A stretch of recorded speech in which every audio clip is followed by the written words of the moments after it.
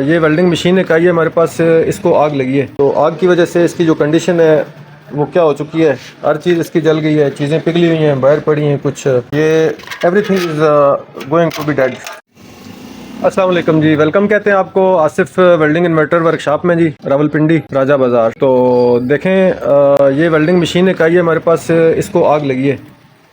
तो आग की वजह से इसकी जो कंडीशन है वो क्या हो चुकी है, हर चीज़ इसकी जल गई है, चीज़ें पिघली हुई हैं, बाहर पड़ी हैं कुछ, ये everything is going to be dead. तो इसके अंदर हम कोशिश करेंगे कि इसमें नई जान डालें और इसमें जो भी मसाइल आ रहे हैं, जो जो चीज़ें इसकी ख़राब हैं, वो वन बाई वन हम चेक करेंगे और आपके साथ शेयर करेंगे कि इसको जो है ना वो प्रोसेस थोड़ा सा लेंथी है, लेकिन ये है कि इंशाल्लाह ओके हो जाएगी। इस पे टाइम कंजम्पशन फैक्टर जो है ना वो वीडियो असल में बहुत लंबी हो जाएगी अगर सारी की सारी डिटेल मैं आपके साथ शेयर करता हूँ। चीज़ें और इम्पॉर्टेंट चीज़ें जो है ना मैं आपको बताऊँगा। तो आपने बस ये जहन में रखना है कि मेन इसका जो फंक्शन है वो क्या है, और दूसरा ये कि जो एग्जैक्ट फॉल्ट तक पहुंचने की एक वो है रसाई है कि वो कैसे बंदा फॉल्ट तक पहुंचता है और उसको कैसे रिजॉल्व किया जाता है। तो इसकी मेरी आपसे ये गुजारिश है कि अगर आप समझते हैं कि आप इस तरह का जो है ना वो इंटरेस्टेड हैं इस तरह के काम में, तो ऑनलाइन आप कर सकते हैं, मुझसे रब्ता कर सकते हैं भी। जो भी मसला होता है तो मैं इंशाल्लाह फ्री ऑफ कॉस्ट आपको गाइड करूँगा। तो इंशाल्लाह जो भी बेहतर सोल्यूशन हुआ वो आपको बताऊंगा। तो ये देखें, इसके जो हाई फ्रीक्वेंसी वाले चॉपर हैं वो दोनों के दोनों बाहर गिरे हुए हैं। तो बाकी कुछ कैपेसिटर गिरे हुए हैं, कोई एनटीसी है, और ये चीज़ें मीटर शीटर, ये आग लगने की वजह से ये काफ़ी झुलस गया है। तो दोस्तों अभी ये देख सकते हैं आपके इसमें हमने ये लगा दिया है, ये कैपेसिटर एक लगा दिया है, और ये चॉपर जहाँ पे लगता है ट्रांसफार्मर सप्लाई का, हाई फ्रीक्वेंसी ट्रांसफार्मर है ये। तो इसकी जगह हमने क्लियर कर दी है, इसके होल हमने साफ़ किए हैं और इसके अंदर ये हम ट्रांसफार्मर लगाएंगे जी। तो ट्रांसफार्मर का मैं आपको ये बताता चलूँ कि ये देखें, ये इसकी आउटपुट है, ये इसकी आउटपुट है। 15 वोल्ट यहाँ से आउट होते हैं और 24 वोल्ट यहाँ से आउट होते हैं। तो मेन जो इसकी इनपुट है 300 वोल्ट, वो यहाँ पे आते हैं, ठीक है जी। तो इसके बाद अभी आप देखें कि यहाँ पे पॉजिटिव आती है, यहाँ पे नेगेटिव आती है, और ये इसकी एक्सिलरी वाइंडिंग है। एक्सिलरी वाइंडिंग इसके कंट्रोल के लिए होती है कि फ्लक्चुएशन अगर सप्लाई में आती है तो वो उसको स्टेबल रख सके। तो ये चॉपर हम इसके अंदर लगाएंगे, और उसके बाद इसमें एक कैपेसिटर इधर लगता है 102 1 नैनोफैरड का। तो 2 किलोवोल्ट 1 नैनोफैरड वो इसमें मिसिंग है, वो हम इंस्टॉल करेंगे और रिले लगाएंगे। एनटीसी भी हमने लगा दी है। तो इसको सप्लाई पावर ऑन करते हैं, देखते हैं बाकी इसकी जो सप्लाई के मसाइल हैं वो क्या करते हैं। तो ये देखें जी, ये आईसी है LNK 626। ये वाली आईसी इसको ऑसिलेशन करवाती है, ये चॉपर की प्राइमरी वाइंडिंग को हाई फ्रीक्वेंसी में स्विचिंग करवाती है। तो इसका प्रोसेस कुछ यूँ होता है कि ये देखें, ये इसकी एक्सिलरी वाइंडिंग है चॉपर की, और ये इसकी प्राइमरी वाइंडिंग है। तो प्राइमरी वाइंडिंग में ये हमारा जो टीपी है, टेस्ट पॉइंट है, इसमें देखें पॉजिटिव 300 वोल्ट इधर है और नेगेटिव यहाँ पे है। तो नेगेटिव पॉइंट इधर है और पॉजिटिव इधर है। तो ये पॉजिटिव डायरेक्टली कनेक्टेड है चॉपर की इस एंड के ऊपर, और जो नेगेटिव है वो आईसी के थ्रू होके यहाँ पे आता है। तो जब आईसी स्विचिंग कराती है हाई फ्रीक्वेंसी के साथ, तो ये प्राइमरी कॉइल इसकी जो है ना वो हाई फ्रीक्वेंसी के साथ ऑसिलेट करती है। इसकी ऑसिलेशन के साथ हमारा यहाँ पे आउटपुट के ऊपर सिग्नल निकलता है, यहाँ पे 15 वोल्ट निकलते हैं और इधर 24 वोल्ट निकलते हैं।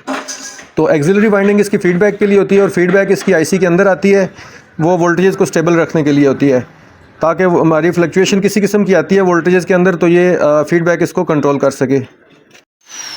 ये देखें जी, इसकी जो आईसी है ये भी काम नहीं कर रही। चॉपर तो हमने इसका लगा दिया है, लेकिन बाकी जो कैपेसिटर है ख़राब था, ये भी लगाया है, लेकिन फिर भी ये काम नहीं कर रही। तो इसमें बेसिकली होता है कुछ यूँ है कि ये आईसी है LNK 626 LNK 626 आईसी है जी। इसको DC नेगेटिव यहाँ पे मिलते हैं 5, 6, 7, 8, ये इसका ड्रेन है। और दूसरा ये इसका पॉजिटिव आ रहे हैं यहाँ पे। बेसिकली इस चापर को हमने स्विचिंग करवानी होती है इस IC के थ्रू। तो जब इसकी हम स्विचिंग करवाते हैं तो IC इसको ऑन ऑफ करवाता है। इसकी नेगेटिव यहाँ पे आ रही है और पॉजिटिव आ रही है डायरेक्टली इधर कॉइल के ऊपर। तो इसकी नेगेटिव को कंट्रोल करता है ये वाला IC। इसकी हाई फ्रिक्वेंसी के साथ जो स्विचिंग होती है वो किलोवाट्स के हिसाब से होती है। For example 50 kilowatts, 60, 70 kilowatts. तो इसके बाद इसकी ये एक्सिलरी वाइंडिंग है। एक्सिलरी वाइंडिंग इसकी फीडबैक को कंट्रोल करती है। इसकी फीडबैक के लिए इसके IC के अंदर ये जेनर लगा हुआ है 24 वोल्ट का, जो कि इसको स्टेबल रखता है। यहाँ पे इसकी फीडबैक आती है इस 1 नंबर पिन के थ्रू। तो ये 1 और 2 इसकी जो है ना फीडबैक के लिए इस्तेमाल होते हैं। और अगर स्टेबिलिटी नहीं आती वोल्टेजेस के अंदर तो वो इसके अंदर जो जेनर है वो काम नहीं कर रहा होता। तो यहाँ पे इसकी आउटपुट निकलती है AC, हाई फ्रिक्वेंसी AC होती है जी। तो जिस स्पीड्स के साथ ये स्विचिंग हो रही होती है उतनी फ्रिक्वेंसी यहाँ पे निकलती है आउटपुट पे। तो आगे ये जो कॉइल है ये डिज़ाइन की गई है इस हिसाब से के साथ कि इसमें जो है ना वो एक इसका नेगेटिव है और यहाँ पे आप लगाते हैं इसका रेक्टिफायर लगाते हैं और यहाँ पे दूसरा रेक्टिफायर लग जाता है जी। डायोड है सिंपल ये डायोड आपको यहाँ पे 24 वोल्ट आउट करेगा विद रिस्पेक्ट टू इसके ग्राउंड के साथ। और यहाँ पे 12 या 15 वोल्ट यहाँ पे आउट होते हैं। तो इसका हम IC चेंज करके फिर आपको इसकी ब्रीफ डिस्क्रिप्शन बताएंगे कि ये जो है ना वो ऑपरेशनल हो चुका है यानी वो काम कर रहा है, IC नहीं कर रहा। अस्सलाम वालेकुम जी। तो देखें जी, ये वाला जो वेल्डिंग प्लांट जिसको आग लगी थी उसको इसके ऊपर हमने काम किया है। तो मैक्सिमम चीज़ें इसकी जली हुई थी। इसका जो कार्ड है वो आलमोस्ट डेड था। इसके अंदर नए सिरे से अल्हम्दुलिल्लाह जान डाल दी है। और ये देखें इसकी जो स्पॉट्स हैं वो भी टूटी हुई थी। पीछे वायरिंग इसकी जली हुई थी और आगे इसका मीटर जला हुआ था। मीटर आपको दिखा सकते हैं, ये बाहर पड़ा हुआ है, ये चेक कर लें। मीटर की हालत बिल्कुल डेड है। और ये बटन वगैरह सबको आग लगी हुई थी। चीज़ों को जो चीज़ें ख़राब थी वो हमने रिपेयर कर दी हैं। असल में वीडियो ज़्यादा लंबी हो जाएगी तो शॉर्टकट में मैं आपको ये बता दूं कि इसका कार्ड रिपेयर किया है, SMPS से इसकी रिपेयर की है। ये देख लें, इसमें IC वगैरह लगे हुए हैं, चॉपर है, हाई फ्रिक्वेंसी ट्रांसफार्मर है और IGBT बाकी सर्किट की IC वगैरह जितनी भी चीज़ें हैं ये सारी ओके हो गई हैं और अभी ऑपरेशनल कंडीशन में है ये। तो अभी हम आपको इसकी वेल्डिंग चेक करवाते हैं। लेट्स सी चेक करते हैं कि ये चलता है नहीं चलता है। इसका रिज़ल्ट जो है ना वो आप मुलाहिजा कीजिए। देखें जी, इसको हमने लीडें लगाई हैं। इसका भी हम रिज़ल्ट आपको दिखाते हैं।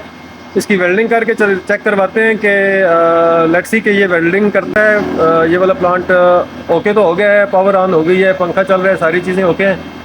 और अभी इसकी जो है ना फाइनल टेस्ट जो है ना वो रहता है। तो देखते हैं वेल्डिंग करता है या नहीं करता जी।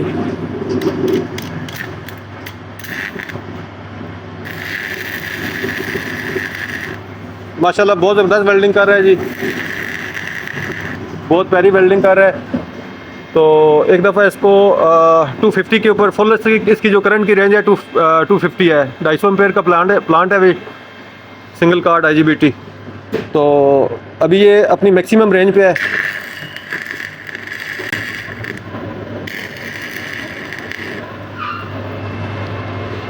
थोड़ा स्लो करंट पे भी आप इसको देख सकते हैं।